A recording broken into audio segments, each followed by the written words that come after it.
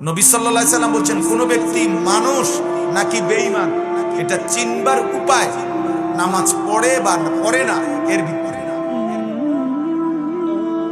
নামাজ পড়ে না এর ভিত্তিতে প্রমাণ হবে এটা মানুষ না বেঈমান।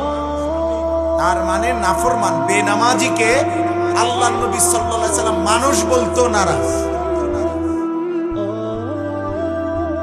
তুই বেটা কোনো মানুষের জাতে না, বেটা তুই জানোয়ারের অন্তর্ভুক্ত বেটা। যে বুচ্ছদ জীবন মানে বাদ কতটি খাওয়ানোর ভুঞ্জা আর নারী দেখা আর ছবি দেখা আর বীর্যপাত করা হারাম, লজ্জাস্থানের যে একটা চাহিদা এটা পূরণ করা, খালাস।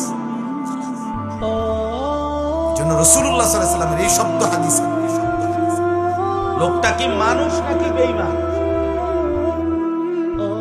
এটা চিনবার উপায় নামাজ পড়ে না এর ভিত্তিতে নবীজি বলেছেন। তাহলে বোঝা গেল বেঈমান কোনো মানুষ না। এজন্য কোরআনে বেঈমানকে বলছে উলাইকা কাল